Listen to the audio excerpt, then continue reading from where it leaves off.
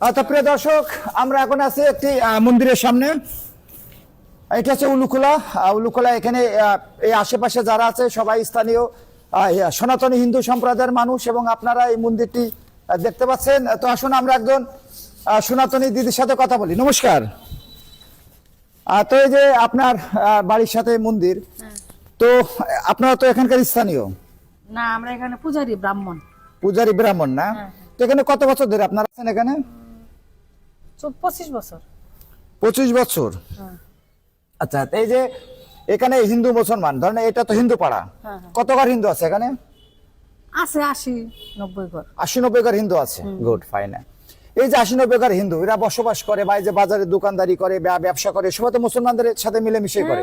সব একসাথে, হিন্দু, খ্রিস্টান, মুসলমান সব একসাথে। তো এখানে আপনার আছে যে মুসলমানরা কি কোনো বাধা দেয় বা আপনাদের সাথে কোনো খারাপ ব্যবহার করে বা কোনো অত্যাচার নির্যাতন এগুলো করে নাকি? না না না, তা করে না।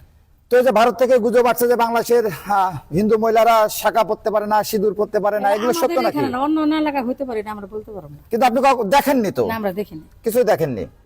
তাহলে আসলে মানে আপনি মুসলমানদের সাথে মিলেমিশে সুন্দরভাবে আছেন, এখানে কোনো ধরনের সমস্যা নেই? আচ্ছা, এই যে ভারত যে গুজব ছড়াচ্ছে, এটা কি মনে হয় না যে আমাদের হিন্দুদের জন্য খারাপ? যেহেতু এটা তো হচ্ছে না, মুসলমান তো নির্যাতন করছে না, তারা তো মিথ্যা কথা বলছে, তাহলে এটা কি খারাপ না? আমাদের মনে করে যে উলুখোলা একটা গ্রাম, এখানে কোনো মুসলমানদের কোনো অত্যাচার নাই, আমরা সব একসাথে। তো প্রিয় দর্শক, আপনারা দেখলেন আর শুনলেন দিদির কাছে যে বাংলাদেশ এখানে হিন্দু মুসলমান আর এখানে সম্প্রীতির দেশ। তো আমরা আবারও তীব্র নিন্দা এবং প্রতিবাদ জানাই ভারতীয় উগ্রবাদী হিন্দুত্ব এবং গদি মিডিয়ার যারা বাংলাদেশের মুসলমানদের নিয়ে মিথ্যা অপবাদ দিচ্ছে। দিদির মুখে শুনলেন যে বাংলাদেশে হিন্দু মুসলমান মিলেমিশে আছে। ধন্যবাদ।